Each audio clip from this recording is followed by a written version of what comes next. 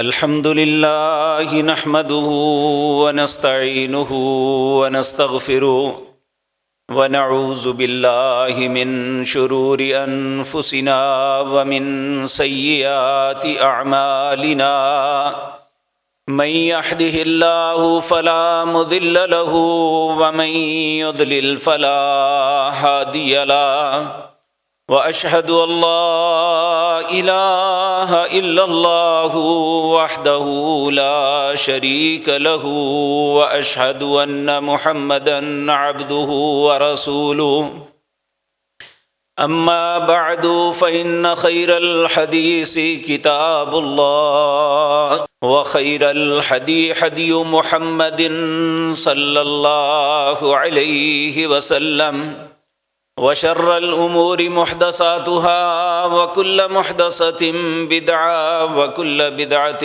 ضلالة وكل ضلالة في النار رب اشرح لي صدري ويسر لي أمري واحلل عقدة من لساني يفقهوا قولي اللهم انفعنا بما علمتنا وعلمنا ما ينفعنا وزدنا علما رب أوزعني أن أشكر نعمتك التي أنعمت علي وعلى والدي وأن أعمل صالحا ترضاه وأصلح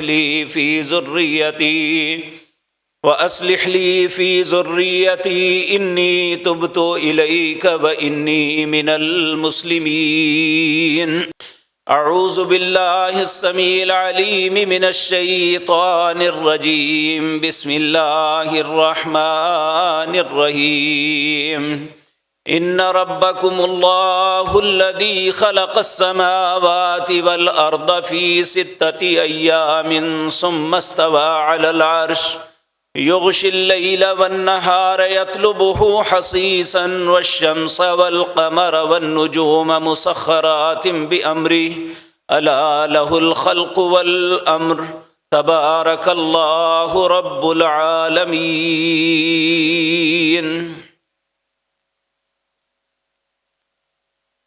حضرات محترم، گزشتہ مجلس میں یہ بات عرض کی تھی کہ ایک انسان کے لیے اللہ کا سب سے بڑا انعام جو ہے وہ ایمان کی دولت ہے۔ ایمان کی وجہ سے انسان بہت سی خطائیں بھی کر لے تو اللہ اس کی خطاؤں سے درگزر فرما دیتے ہیں، لیکن اگر کسی انسان کے پاس ایمان کی دولت نہ ہو تو اس کے پاس کتنے ہی اچھے کام کیوں نہ ہوں، ان اعمال کی قدر و قیمت اللہ کی نظروں میں کسراب بقعۃ یحسبہ الظمآن ماء، وہ صحرا کے سراب کی طرح ہے جو ایک پیاسا اسے پانی سمجھتا ہے لیکن ہوتا وہ کچھ بھی نہیں۔ تو ایمان کی وجہ سے دنیا اور آخرت میں انسان کو کیا انعامات اور اللہ رب العزت کی مہربانیاں ملتی ہیں، ان کا تذکرہ آپ کے سامنے عرض کیا تھا، اور اس بات پہ اپنی بات کا اختتام کیا تھا کہ اللہ نے زندگی اور توفیق دی تو آئندہ مجلس میں یہ بات عرض کروں گا کہ ایمان کہتے کسے ہیں، کیونکہ تاکہ انسان اپنے ایمان کے استحکام کے لیے کوشش کرے۔ کیونکہ جب میں اپنے اسلاف، اپنے بڑے بزرگوں، نیک لوگوں کی زندگی کے واقعات پڑھتا ہوں تو ان کی دعاؤں میں یہ بڑی اہم دعا تھی، اللہم انی اسألک ایمانا کاملا ویقینا صادقا، اے میرے اللہ میں تجھ سے سوال کرتا ہوں کامل ایمان کا۔ اس کا مطلب یہ ہے کہ بعض اوقات انسان کا ایمان نامکمل بھی ہوتا ہے، اور بعض اوقات انسان سمجھتا اپنے آپ کو ایماندار ہے لیکن حقیقتاً وہ نہیں ہوتا، اور وہ کون سی ایسی غلطیاں ہیں جن کی وجہ سے ایمان سے خارج ہو جاتا ہے۔ اللہ نے زندگی اور توفیق دی تو انشاءاللہ آپ کے سامنے عرض کروں گا۔ اگر یہ معاملہ اتنا حساس نہ ہوتا تو تو اللہ مالک کبھی اپنی پاک کلام سورۃ یوسف میں یہ نہ فرماتے وَمَا يُؤْمِنُ أَكْثَرُهُمْ بِاللَّهِ إِلَّا وَهُمْ مُشْرِكُونَ، اکثر لوگ ایمان کا دعویٰ تو کرتے ہیں لیکن حقیقتاً ان کا ایمان سے تعلق نہیں ہوتا، بلکہ وہ شرک کی گندگی میں مبتلا ہوتے ہیں۔ ایمان کی ضد ہے شرک۔ جس انسان کے اندر شرک آ جائے فقد حبط عملو، اللہ رب العزت نے اس انسان کو وارننگ دی ہے، میں سارے کے سارے اعمال برباد کر دوں گا، اس کے کسی عمل کی کوئی حیثیت نہیں ہوگی۔ اب سوال یہ پیدا ہوتا ہے کہ ایمان ہے کیا؟ تو ہمیں اس بات کا علم اس طرح ہوتا ہے کہ ایک مرتبہ نبی کریم صلی اللہ علیہ وسلم اپنے ساتھیوں کے ساتھ تشریف فرما تھے۔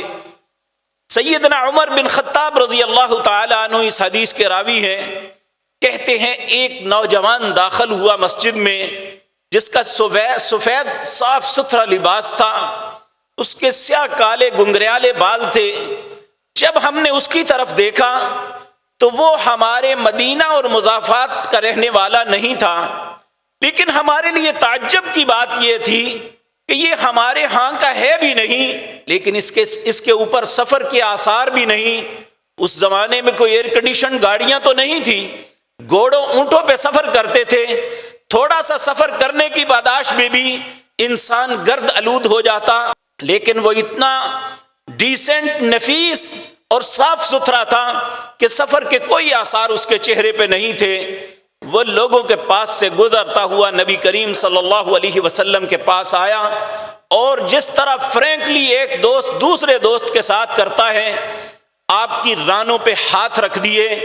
ہمیں اور تعجب ہوا کہ اس سے پہلے تو نبی کریم کے ساتھ اسے کبھی نہیں دیکھا، یہ ہے کون اور اس طرح اتنے فرینکلی آ کے کیسے بیٹھ گیا؟ تو اس نے آ کے 3 سوال کیے۔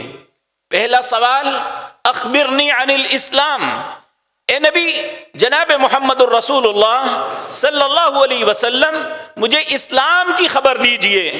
آپ نے 5 اصول بتائے، اگر ان اصولوں پہ چلو تو اسلام کے اندر انسان داخل ہوتا ہے، وہ اپنے آپ کو مسلمان کہہ سکتا ہے۔ اکثر مسلمانوں کو اس بات کا علم ہے، بات لمبی نہ ہو جائے۔ تو جب آپ نے بات کو ختم کیا تو کہنے لگا صدقتا، آپ نے سچ کہا۔ اب دوسرا سوال کیا، مل ایمان، ایمان کیا ہے؟ تو نبی کریم صلی اللہ علیہ وسلم نے 6 باتیں بتائی۔ آج کے موضوع کے متعلق یہی گزارشات کرنی ہے۔ تو آپ نے فرمایا، اس نے عرض کیا فَأَخْبِرْنِي عَنِ الْإِيمَانِ، مجھے بتائیے ایمان کسے کہتے ہیں؟ اب میرا اور آپ کا کانسیپٹ یہ ہے کہ ایمان یہ ہے کہ اللہ کو مان لیا بس، اس کے علاوہ کچھ نہیں۔ حالانکہ یہ بات درست نہیں ہے۔ پہلی بات، اللہ کو کس طرح ماننا، یہ تفصیل آپ کے سامنے عرض کروں گا۔ تو آپ نے جو فرمایا، کہا سب سے پہلی بات ان تؤمن باللہ، سب سے پہلے ایمان کا پہلا سٹیپ یہ ہے کہ اللہ پہ ایمان لاؤ۔ کس طرح ایمان لاؤ، اس کے متعلق وضاحت عرض کروں گا۔ نمبر 2، وملائکتہ، اس کے فرشتوں پہ ایمان۔ نمبر 3، وکتبہ، اس نے جو کتابیں نازل کی ہیں ان کتابوں پہ ایمان لانا ہے۔ ورسلہ، اس نے جتنے رسول بھیجے ان سب رسولوں پہ ایمان لانا ہے۔ والیوم الآخر، اور آخرت کے دن پہ، جو ایک فیصلے کا دن ہے، جو ایک انسانوں کے درمیان عدل اور انصاف کا دن ہوگا، جس دن برے انسان اپنے برائی کا بدلہ پائیں گے، اچھے لوگوں کو ان کے اچھے اعمال کی جزا ملے گی، اس دن کے متعلق ایمان رکھنا۔ اور چھٹا یہ، وَتُؤْمِنُ بِالْقَدْرِ خَيْرِهِ وَشَرِّهِ، انسان ایمان رکھے کہ جو بھی ہمیں خیر ملتی ہے یا خدا نخواستہ ہمیں تکلیف آتی ہے، یہ ساری کی ساری اللہ ہی کی طرف سے آتی ہے۔ تو اب اس کی تفصیل میں جاتے ہیں۔ یاد رکھیں، سب سے پہلے اللہ کون ہے، اس کی کیا صفات ہیں؟ یہ بات جب تک ہمیں اللہ کی قدر کا علم نہیں ہوگا، یہ ایک فطرت ہے۔ آپ ایک بچے کے ہاتھ میں 5000 کا نوٹ پکڑا دیں، وہ اسے کاغذ سے زیادہ اہمیت نہیں دے گا، کیونکہ اسے علم ہی نہیں اس کی قدر کیا ہے۔ لیکن ایک دانا اور عقل مند آدمی، اس کے ہاتھ میں 50 کا روپے نوٹ بھی ہو تو وہ قدر کے ساتھ اپنی پاکٹ میں ڈالے گا، اسے پھینکے گا نہیں، اسے پھاڑے گا نہیں، اسے چبائے گا نہیں۔ جس شخص کو کسی چیز کی قدر ہوتی ہے اسے ہی پتا ہوتا ہے، اور ہم اللہ کو صرف اتنا ہی مانتے ہیں کہ ٹھیک ہے ایک رب ہے جس نے ہمیں پیدا کیا، اور ہمیں اپنے پیدا ہونے پہ بھی کبھی غور و فکر نہیں کیا، جبکہ اللہ رب العزت کی ذات، اس نے خود فرمایا وَمَا قَدَرُ اللَّهَ حَقَّ قَدْرِهِ، جو اللہ کی قدر کرنے کا حق تھا تم نے نہیں کی۔ ہم میں سے کوئی انسان کتنا ہی اچھا کیوں نہ ہو جائے، اللہ کی کتنی ہی قدر کیوں نہ کر لے، لیکن اللہ رب العزت اس بات سے بھی بلند ہے کہ ہم اس کی قدر کا حق ادا کر ہی نہیں سکتے۔ لیکن ہمارا معاملہ اتنا لوز ہے کہ ہم اللہ کو پہچانتے ہی نہیں کہ وہ اپنی قوتوں اور قدرتوں کے ساتھ کتنا عظیم ہے۔ تو میرے عزیز بھائیو، سب سے پہلے ہمیں یہ بات یاد رکھ لینی چاہیے، اللہ نے ہمیں پیدا کرنے سے پہلے، اس دنیا کو بسانے سے پہلے، جب ہم سب اپنے باپ آدم علیہ السلام کی پشتوں میں روحوں کی شکل میں تھے، جب اللہ نے ابھی پہلے انسان کو بھی جسم عطا نہیں کیا تھا، اس وقت ہم سے ایک بات کا سوال کیا تھا، جس کا تذکرہ سورۃ اعراف کے اندر آتا ہے۔ اللہ فرماتے ہیں وَإِذْ أَخَذَ رَبُّكَ مِن بَنِي آدَمَ مِن ظُهُورِهِمْ ذُرِّيَّتَهُمْ وَأَشْهَدَهُمْ عَلَىٰ أَنفُسِهِمْ أَلَسْتُ بِرَبِّكُمْ، جب اے حضرت انسان، جب تم اپنے باپوں کی پشتوں میں تھے، اللہ نے تمہاری روحوں کو اکٹھا کیا، آدم علیہ السلام سے لے کر قیامت تک آنے والے جتنے بھی انسان تھے، سب کی روحوں کو اکٹھا کیا اور ان سے ایک سوال کیا، الستُ بربکم، ایک بات بتاؤ میں تمہارا رب ہوں یا نہیں ہوں؟ سب نے بیک زبان اس وقت کہا تھا قالوا بلا، کیوں نہیں، تو ہی تو رب ہے، تیرے علاوہ کون ہے؟ کہا شہیدنا، اب گواہ رہنا، جب واپس دوبارہ دنیا میں زندگی گزار کے آؤ تو پھر مجھے یہ نہ کہنا ہم تو غافل ہی رہے، ہم تو اپنے رب کو پہچان ہی نہ سکے، ہمیں تو رب کا پتہ ہی نہ چل سکا، ہم اس کی عزت، اس کی قدر کو پہچان ہی نہ پائے۔ اور حقیقت بات یہ ہے کہ آج دنیا کے اندر وہ لوگ جو ایمان کے دعوے دار ہیں، ان میں بھی کثیر تعداد ایسی ہے وَمَا يُؤْمِنُ أَكْثَرُهُمْ بِاللَّهِ إِلَّا وَهُمْ مُشْرِكُونَ، اللہ ان کے ایمان کو تسلیم نہیں کرتا۔ اس کا سبب کہ ہم اللہ کو پہچانتے ہی نہیں ہیں، اللہ کی عزت کیا ہے، اس کی قدر کیا ہے۔ میں نے آغاز میں آپ کے سامنے سورۃ اعراف کی ایک آیت پڑھی، ہم جس کائنات کے اندر رہتے ہیں، جس کی رعنائیوں میں اتنا محب ہیں، ہمیں آخرت، رب، حساب و کتاب، جنت، جہنم، سب کچھ بھول گئے ہیں۔ یہ کائنات بنانے والا کون ہے؟ جس آسمان کی چھت پہ نیچے رہتے ہیں، جس زمین میں بیٹھ کے ہم بے شمار نعمتوں سے فیض یاب ہوتے ہیں، یہ کون بنانے والا ہے؟ تو اللہ رب العزت فرماتے ہیں ان ربکم، لوگو تمہارا رب وہ ہے اس کا نام اللہ ہے۔ ان ربکم اللہ، الذی، اللہ کون ہے؟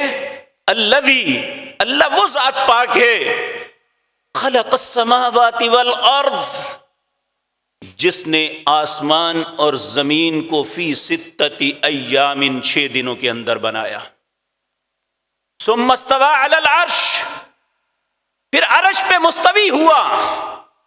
کس طرح مستوی ہے اس کی تفصیل آگے آئے گی۔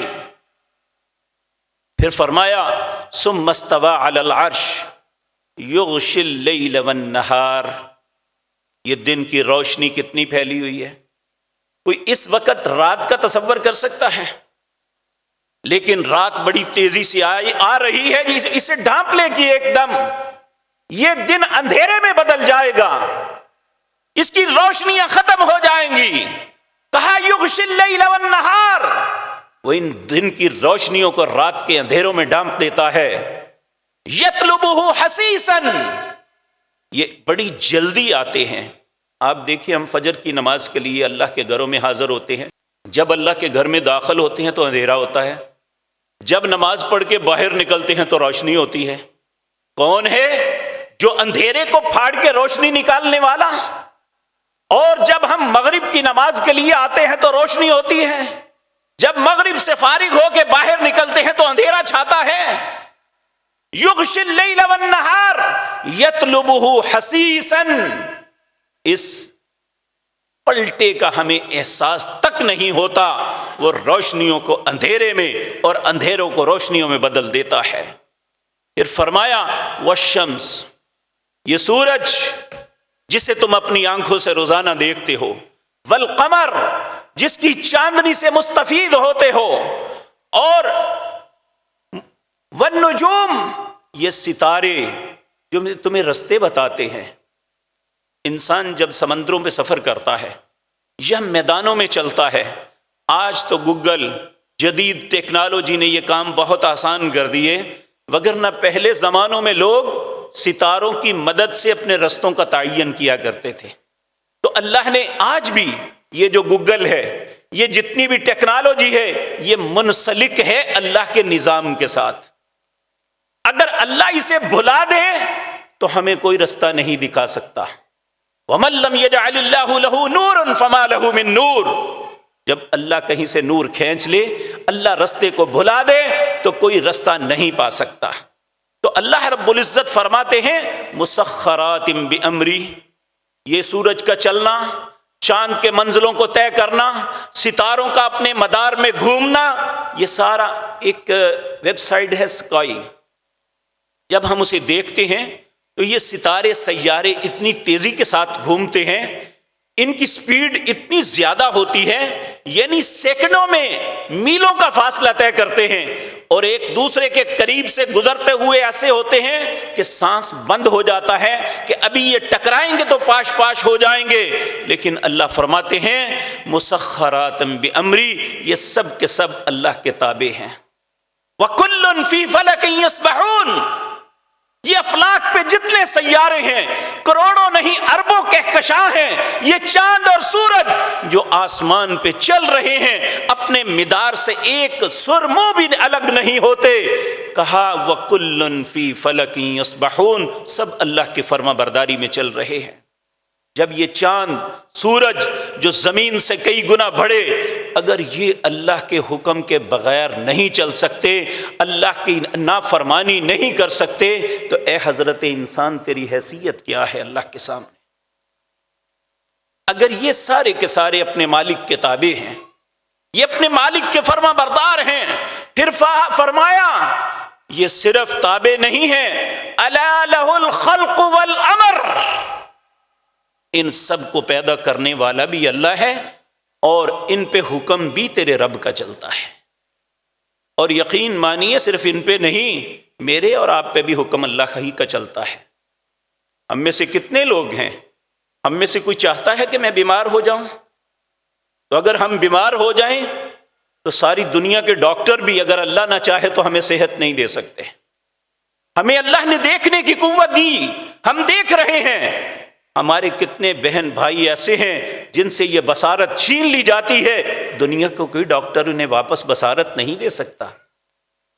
ہم قوت سماعت رکھتے ہیں، سنتے ہیں باتیں، لیکن اللہ اگر اس قوت سماعت کو واپس لے لے تو دنیا کی کوئی طاقت ہمیں یہ دے نہیں سکتی۔ الا لہ الخلق والامر، پیدا کرنے والا بھی وہ ہے اور حکم بھی اسی کا چلتا ہے۔ پھر فرمایا تبارک اللہ، بابرکت اللہ ہے سب سے، رب العالمین جو سارے جہانوں کا پالن ہار ہے۔ سب سے پہلے ہم اس اللہ پہ ایمان لائیں۔ یہ بات یاد رکھیں، صرف یہ نہیں کہ بھائی اللہ کی قدرتوں ان سب کو مان لیا بس ٹھیک ہے، مان نہیں، تین باتوں پہ ہمیں پوری طرح یقین اور یقین محکم ہونا چاہیے۔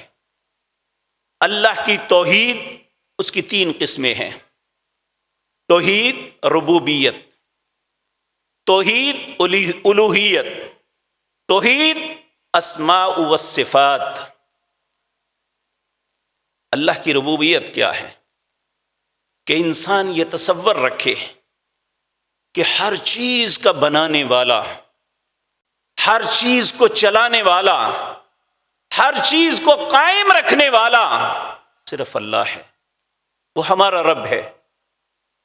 رب کا مطلب خالق، مالک اور رازق، اور صرف اتنا ہی کہہ لینا کافی نہیں ہے۔ خالق، خلق کرنے والا اللہ کے علاوہ اور کوئی نہیں ہے۔ اللہ رب العزت فرماتے ہیں والذین تدعون من دون اللہ، اللہ کے علاوہ جنہیں تم پکارتے ہو نا، لن یخلقوا ذبابا ولو اجتمعوا لہ، یہ سارے دنیا کے سارے پیر، فقیر، مولوی، عالم، بڑے چھوٹے، یہ سب کے سب مل جائیں، لن یخلقوا ذبابا، ایک مکھی پیدا نہیں کر سکتے، وَلَوِ اجْتَمَعُوا لَهُ، چاہے یہ سارے جمع ہو جائیں۔ ہاں، مکھی پیدا کرنا بھی دور کی بات ہے۔ وَإِن يَسْلُبْهُمُ الذُّبَابُ شَيْئًا لَا يَسْتَنقِذُوا مِنْهُ، اگر کوئی مکھی ان کے کھانے میں سے تھوڑا سا لے بھی جائے، یہ واپس نہیں لے سکتے۔ کیا ہمارا عقیدہ یہ ہے؟ یہیں پہ آ کے بات بگڑ جاتی ہے جب ہم سمجھتے ہیں کہ اللہ نے اپنی قوتوں کو تقسیم کیا ہوا ہے، فلاں فلاں شخص بھی ایسا کر سکتا ہے۔ جب یہ ہوا تو ہم اللہ کی وحدانیت، اس کی ربوبیت سے انکاری ہیں، ہم ایمان کی نعمت سے محروم ہو جاتے ہیں اس وقت۔ اس لیے یہ بات یاد رکھنی چاہیے، خلق میں، پیدا کرنے میں اللہ کی ذات کے ساتھ کوئی شریک نہیں۔ اگر آج ہم قائم ہیں، ہماری زندگی چل رہی ہے، وہ کس کی وجہ سے ہے؟ القیوم، اللہ کی وجہ سے۔ اللہ لا الہ الا الحی القیوم، یہ زندگی بھی اور ہمارا قائم رہنا یہ اللہ ہی کی عنایت کی وجہ سے، وگرنہ دنیا کا کوئی انسان ہمیں قائم نہیں رکھ سکتا۔ اللہ نے چیلنج کیا ہے سورۃ واقعہ کے اندر، کہتے ہیں فلولا ان کنتم غیر مدینین، اگر تم سمجھتے ہو نا کہ تم کسی کے زیر نگی نہیں ہو، تم ہی سب کچھ ہو، تمہارے پاس بڑی ٹیکنالوجی ہے، تم دنیا کے بڑے اچھے ڈاکٹر ہو، تم دنیا کے بڑے اچھے ریسرچر ہو، سائنس کی انتہاؤں پہ تو ہو، کہا فلولا ان کنتم غیر مدینین ترجعونہا ان کنتم صادقین، یہ سامنے تمہارا باپ، تمہارا بھائی، تمہارا بیٹا، تمہاری بہن، بیوی، میں اس کی جان نکال رہا ہوں، واپس ڈال کے دکھاؤ۔ فلولا ان کنتم غیر مدینین، سورۃ واقعہ ہے۔ کیا ہمارا تصور یہ ہے؟ ہم کہتے ہیں یہ کر لیں گے۔ یقین جانیے اسی شہر میں ایک واقعہ ہوا، ایک نوجوان بڑے اچھے خاندان کا تھا اور بڑا تقریباً 6.5 فٹ کا جوان، اس کمپنی باغ میں سیر کرتے ہوئے اچانک گرا، سر پہ چوٹ لگ گئی۔ 16 سال تک اس کے 2 بھائی ڈاکٹر تھے، ان کا اپنا ہسپتال، وہ بیچارہ بے ہوش پڑا رہا، اور ان کے والد، اللہ نے انہیں بہت عطا کیا تھا، ان کانوں نے خود سنا تھا کہ کچھ بھی ہو جائے میں اپنے بیٹے کو بچاؤں گا، لیکن بچاتا وہ ہے جب اس کا دل چاہے۔ 17 سال کے بعد اس بچے کو، وہ دنیا سے چلا گیا ہے آج۔ یقین جانیے یہ ساری نشانیاں ہمارے سامنے ہیں، یہ ساری چیزیں ہم اپنی آنکھوں سے دیکھتے ہیں، لیکن ان باتوں کا احساس کبھی نہیں ہوا۔ کبھی میں بھی ایسی جگہ پہ کھڑا ہوں اور ہماری زبانوں پہ بھی ایسے تکبر کے کلمات، ہمارا کون کچھ بگاڑ سکتا ہے؟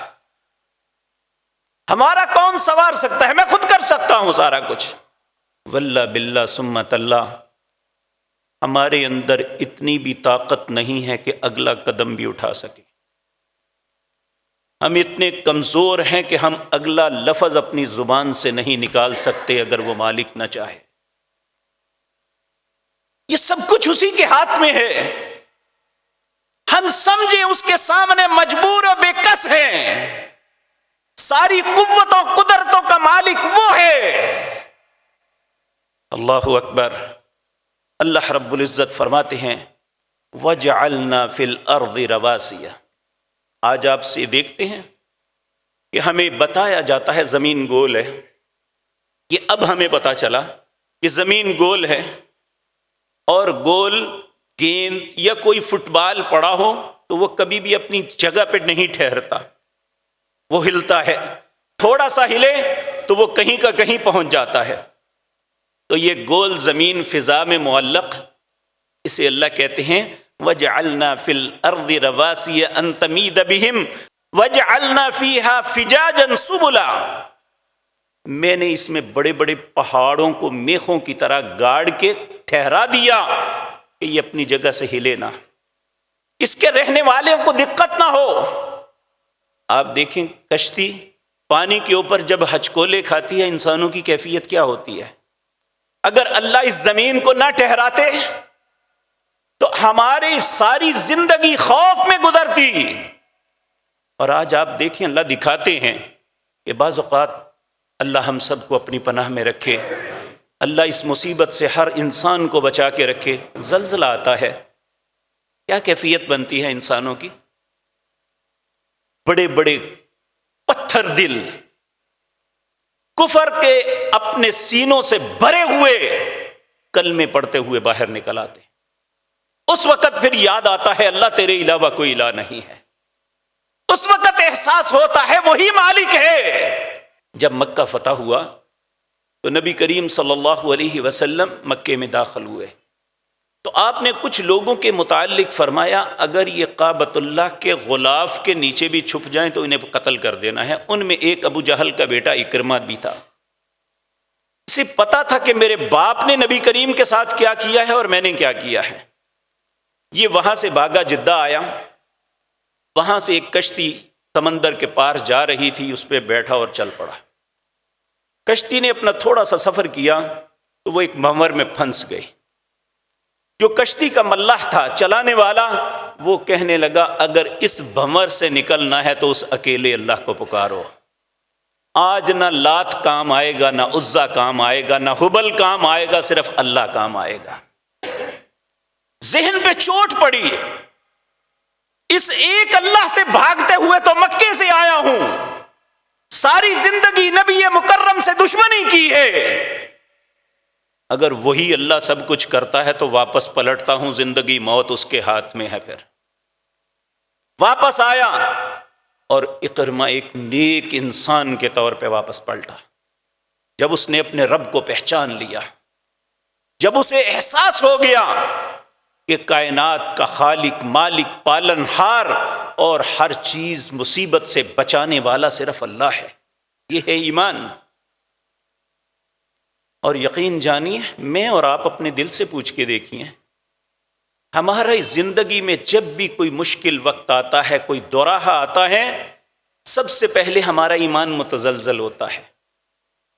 ہم اپنے رب پہ گلہ کرتے ہیں، اپنے آپ پہ نہیں کرتے، اپنی کرتوت پہ شرمندہ نہیں ہوتے، بلکہ اپنے رب پہ الزام دیتے ہیں، جبکہ الزام وہ ہم پہ ہوتا ہے۔ تو اللہ رب العزت فرماتے ہیں وَجَعَلْنَا فِيهَا فِجَاجًا سُبُلًا لَعَلَّهُمْ يَهْتَدُونَ، تمہارے لیے زمین پہ رستے بنائے اور تمہاری رہنمائی کی۔ وَجَعَلْنَا السَّمَاءَ سَقْفًا مَحْفُوظًا، تمہارے اوپر ایک محفوظ چھت آسمان کی صورت میں بنائی۔ وَهُمْ عَنْ آيَاتِهَا مُعْرِضُونَ، ان ساری چیزوں کو اپنی آنکھوں سے دیکھ کے پھر بھی اعراض کرتے ہو، اللہ کو چھوڑ کے کسی اور کو داتا مانتے ہو، اللہ کو چھوڑ کے کسی اور کو مشکل کشا حاجت روا سمجھتے ہو۔ وَهُمْ عَنْ آيَاتِهَا مُعْرِضُونَ وَهُوَ الَّذِي خَلَقَ اللَّيْلَ وَالنَّهَارَ، اللہ وہ ذات پاک ہے جس نے راتوں کو بھی پیدا کیا، دن کو بھی پیدا کیا۔ وَالشَّمْسَ وَالْقَمَرَ، چاند کو بھی پیدا کیا، سورج کو بھی پیدا کیا۔ وَكُلٌّ فِي فَلَكٍ يَسْبَحُونَ، یہ افلاک پہ جتنے سیارے دیکھتے ہو سب اس کے مطیع اور فرما بردار ہے۔ جب یہ کہ اللہ کی اتنی بڑی مخلوق اس کی فرما بردار ہے تو اے حضرت انسان، تو اس کی فرما برداری سے کیوں بھاگتا ہے؟ تو کیوں نہیں اپنے آپ کو اپنے رب کا پابند سمجھتا؟ ایمان کا تقاضا تو یہ ہے، اگر انہوں نے رب کو رب مانا۔ اللہ رب العزت ایک بڑی سخت بات، اللہ فرماتے ہیں الم ترى،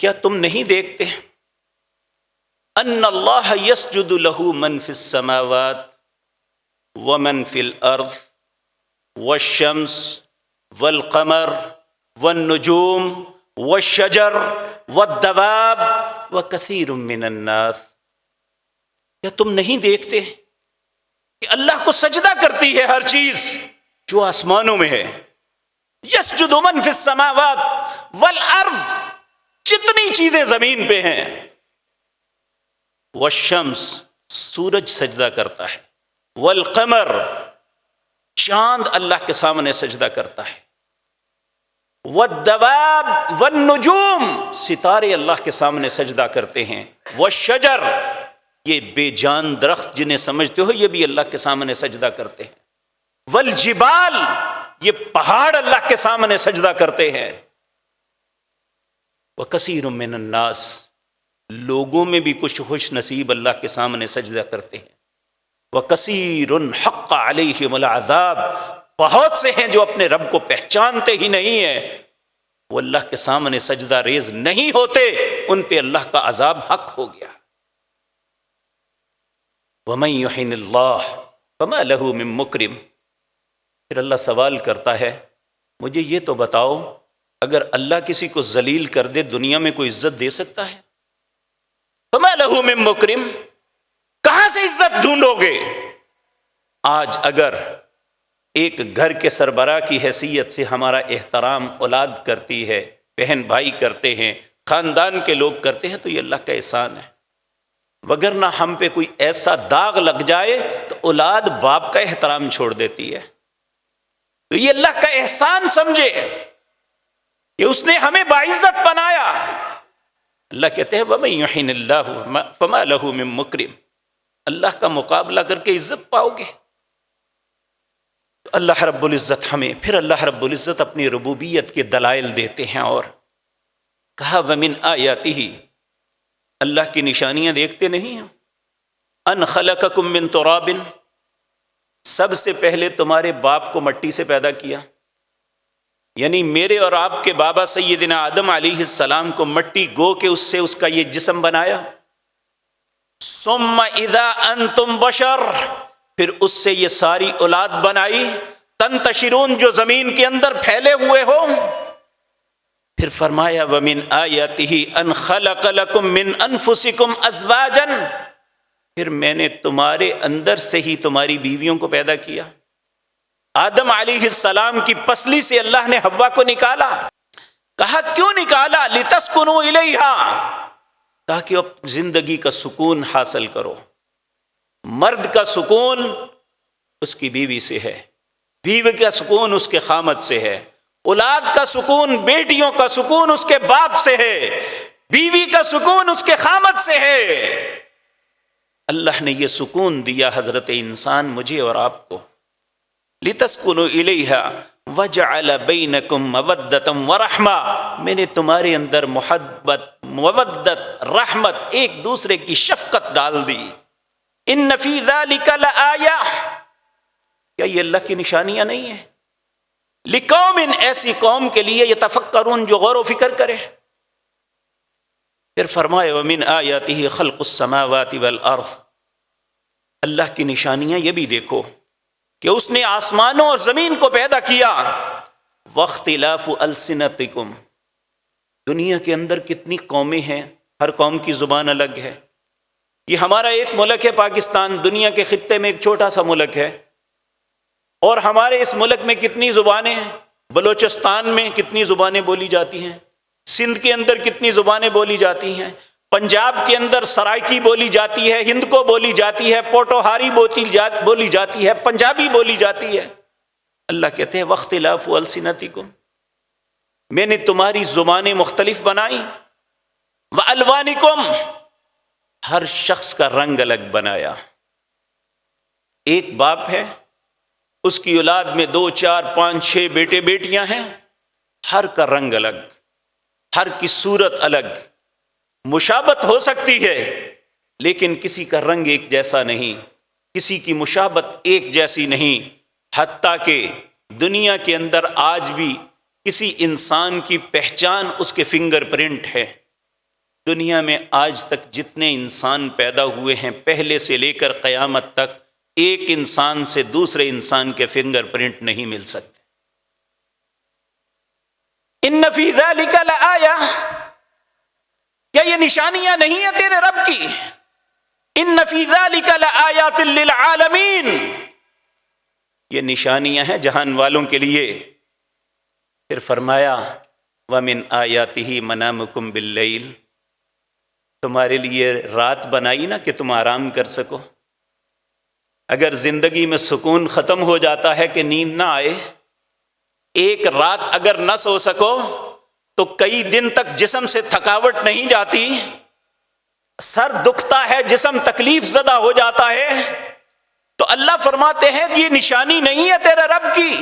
منامکم باللیل والنہار وابتغاؤکم من فضلی، پھر تمہیں ہمیشہ سوتا نہیں بنایا، دن بھی بنایا تاکہ تم اللہ کا فضل تلاش کر سکو، اپنے معاش پہ جا سکو، اپنی ملازمت پوری کر سکو، اپنی ٹریڈنگ چلا سکو، اپنی فیکٹریوں میں اپنی صنعت بنا سکو، اپنی زمینوں پہ کاشت کر سکو۔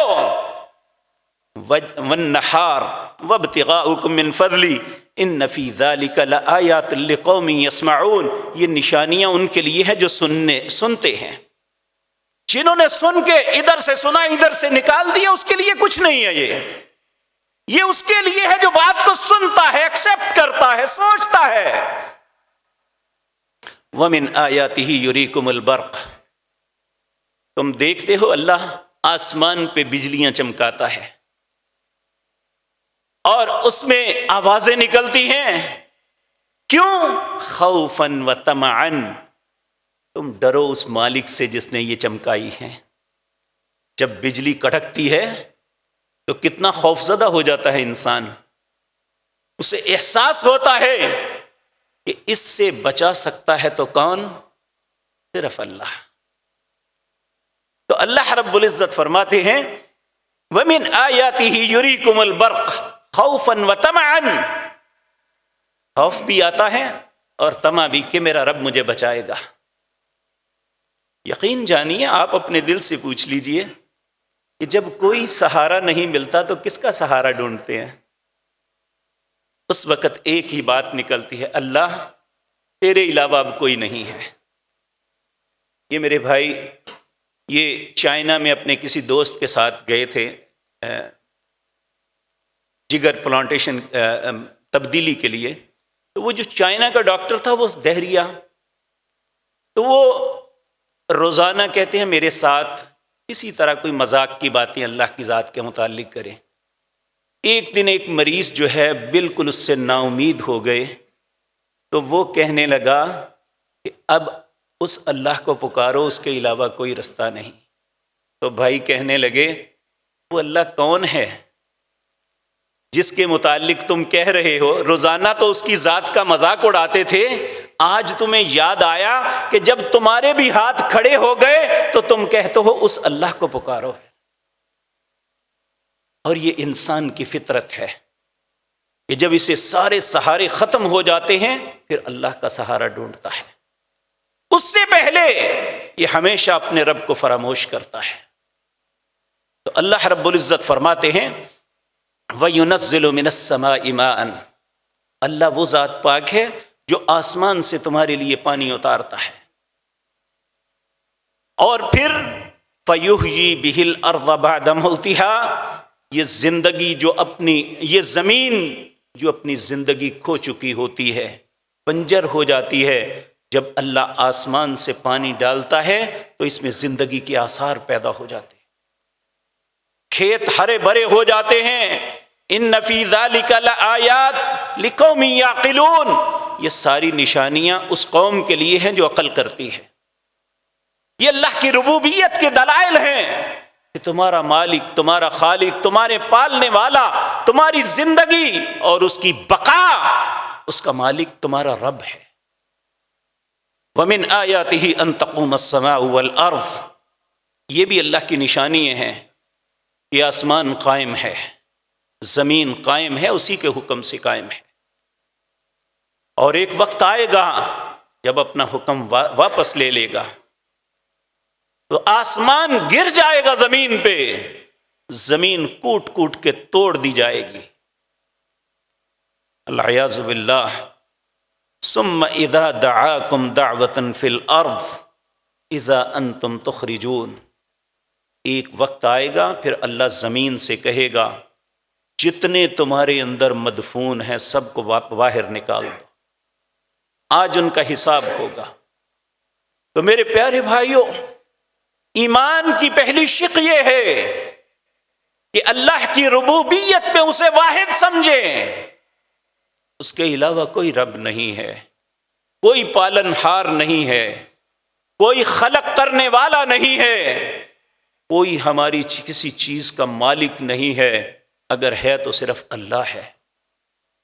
دوسرا، اللہ کی توحید میں اللہ کی الوہیت ہے کہ اللہ رب العزت ہر چیز کے الہ وہ ہیں، اور جو الہ ہوتا ہے عبادت صرف اسی کی ہوتی ہے، اس کے علاوہ کسی کی نہیں ہوتی۔ آپ سورۃ حشر کی اکثر آیات پڑھتے ہیں، کسی آدمی کا دل چاہے نا کہ میں قرآن کے بڑے اچھے مقام کو سنوں یا پڑھوں، وہ سورۃ حشر کی آخری آیتیں پڑھتا ہے۔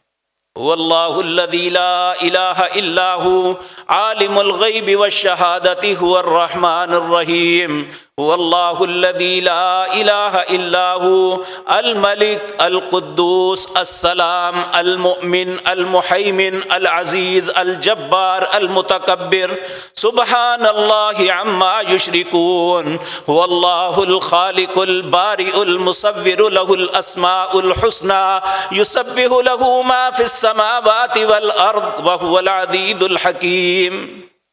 تمہارا الہ کون ہے؟ هو اللہ الذی لا الہ الا ہو، اس کے علاوہ تمہارا کوئی الہ نہیں ہے، صرف وہ الہ ہے۔ عالم الغیب والشہادہ، جو ہر غیب و حاضر کو جاننے والا ہے۔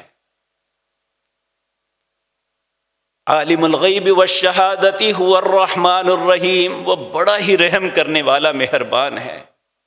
هو اللہ، وہی تو تمہارا اللہ ہے۔ لا الہ الا ہو، اس کے علاوہ تمہارا کوئی الہ نہیں ہے۔ الملک، حقیقی بادشاہ وہ ہے۔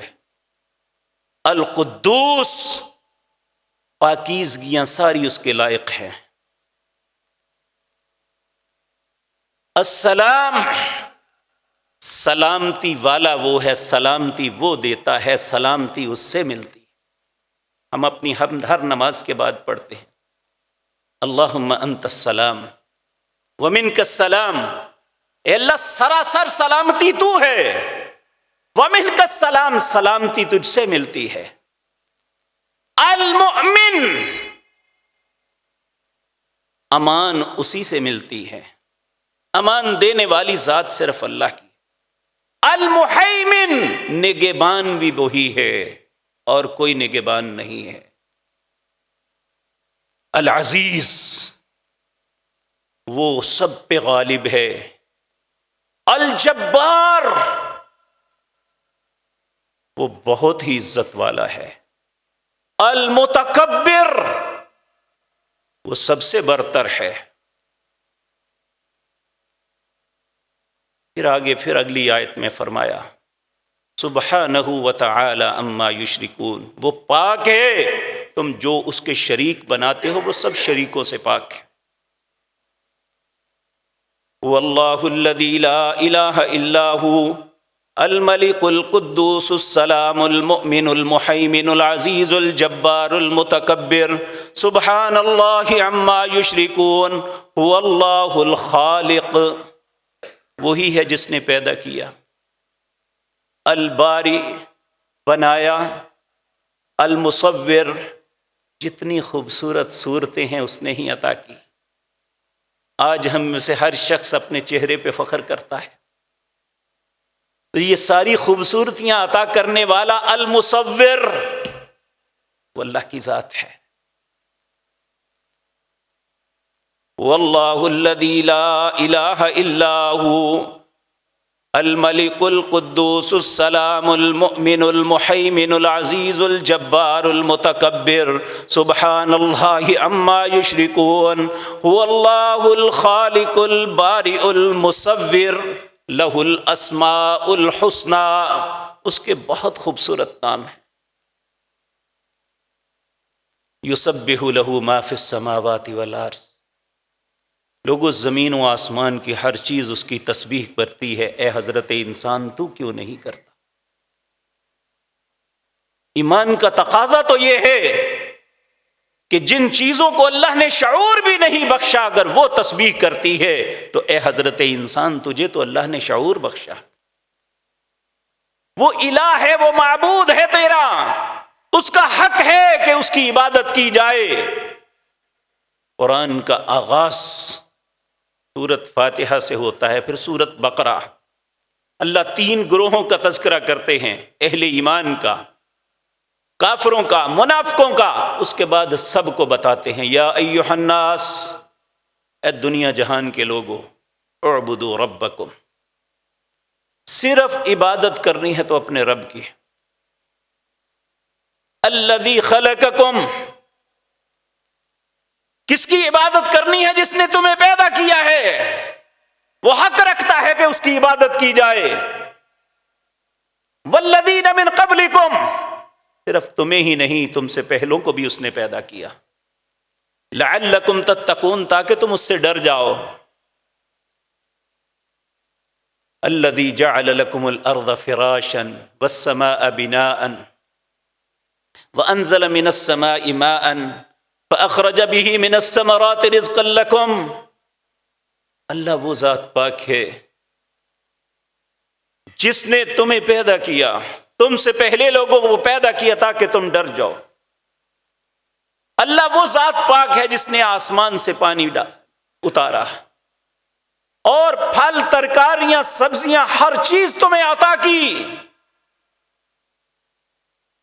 اور کہا یہ سارا کچھ اللہ کے دیے ہوئے سے فائدہ اٹھاتے ہو، تو اس لیے تمہارا رب کہتا ہے فَلَا تَجْعَلُوا لِلَّهِ أَنْدَادًا، اپنے رب کے ساتھ کبھی کسی کو شریک نہ بنانا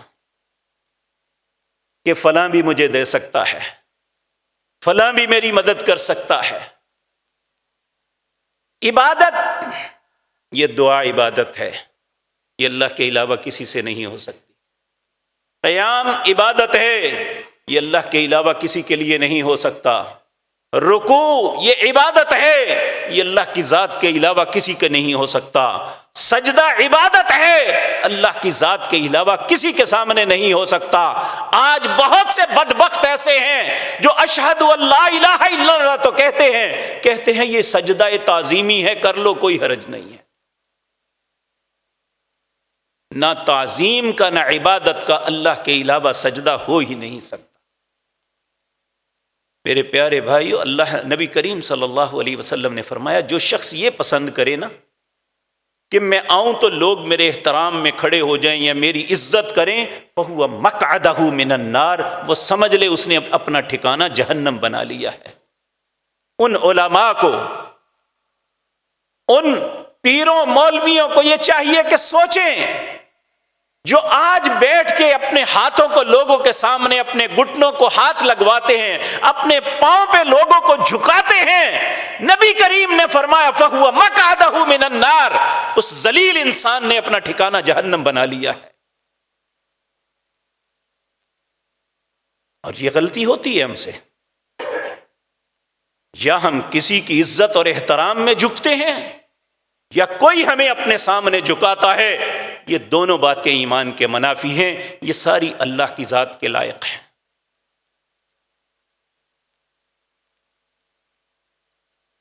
اور تیسری بات، توحید اسماء و صفات، اللہ کے نام ہیں، اللہ علیم ہے، جانتے ہیں۔ تو بعض لوگ یہاں تک بکواس کرتے ہیں، لو جی اللہ جانتے ہیں، ہم بھی تو جانتے ہیں، الیاذ باللہ ہمارا جاننا صرف اتنا ہی ہے جتنا ہمیں معلوم ہے، اللہ کا جاننا یہ ہے کہ وہ دنیا کی ہر چیز جو پہلے گزر چکی اسے بھی جانتا ہے، قیامت تک جو ہونے والا ہے وہ بھی جانتا ہے۔ بصیر، ہماری نظر اس دیوار تک ہے، اللہ کی نظر زمین کی تہ میں اندھیروں کے اندر چلنے والے کیڑے اور اس کے پاؤں سے پیدا ہونے والی آواز کو سن بھی رہا ہے اور اس کی چال کو دیکھ بھی رہا ہے۔ آج مولوی بڑے آرام سے یہ بات کہہ دیتے ہیں کہ لو جی یہ کون سی بات ہے، یہ سمیع انسان بھی ہے، علیم بھی انسان ہے۔ واللہ باللہ ثم اللہ کی صفات میں اس کا کوئی شریک نہیں ہے۔ علام الغیوب، اللہ غیب کو جانتا ہے، اللہ کے علاوہ غیب کو کوئی نہیں جانتا۔ جو شخص یہ تصور کرتا ہے کہ اللہ کے علاوہ بھی کسی کو غیب کا علم ہے، وہ اللہ کی اسماء و صفات کا منکر ہے، اس کے ایمان میں نقص ہے، وہ اپنے ایمان کی تجدید کرے۔ جو یہ کہتا ہے کہ اللہ کی قدرتوں کا مالک کوئی اور بھی ہے، وہ بھی اللہ کی اسماء و صفات کا انکاری ہے، اسے چاہیے کہ اپنے ایمان کی تجدید کرے۔ تو صرف ایمان یہ نہیں ہے کہ ہم نے اللہ کو مان لیا، اللہ کی ذات، اس کی ربوبیت، اس کی الوہیت، اس کی اسماء و صفات میں انسان کسی کو شریک نہ بنائے، تب وہ اللہ کو ماننے والا ہے، وگرنہ اللہ کو ماننے والا نہیں ہے۔ تو ایمان کی پہلی سیڑھی یہ ہے کہ نبی کریم صلی اللہ علیہ وسلم نے فرمایا، ایک شخص نے آپ سے سوال کیا کہ اے اللہ کے رسول مجھے ایسی بات بتائیے اس کے بعد بات پوچھنے کی مجھے حاجت نہ رہے۔ آپ نے فرمایا قل آمنت باللہ، کہ میں اللہ پہ ایمان لایا، ثم استقم، پھر اس پہ جم جا تو ہر چیز میں فلاح پا جائے گا۔ تو میرے پیارے بھائیو، ایمان کی پہلی علامت آپ کے سامنے عرض کی، وہ اللہ کی ذات کے متعلق اپنے کانسیپٹ کو کلیئر کیجئے، اپنے کنسیپٹ درست کیجئے، وگرنہ ہمارا ایمان صرف ایک زبانی بات ہوگی، اللہ کے ہاں اس کی کوئی قدر و قیمت نہیں ہوگی۔ اللہ ہمیں صحیح ایمان کی توفیق عطا فرمائے۔ اس کے بعد ایمان کی کون کون سی علامتیں ہیں اللہ نے زندگی اور توفیق دی، انشاءاللہ آئندہ مجلس میں عرض کروں گا۔ اقول قولی ھذا واستغفر اللہ۔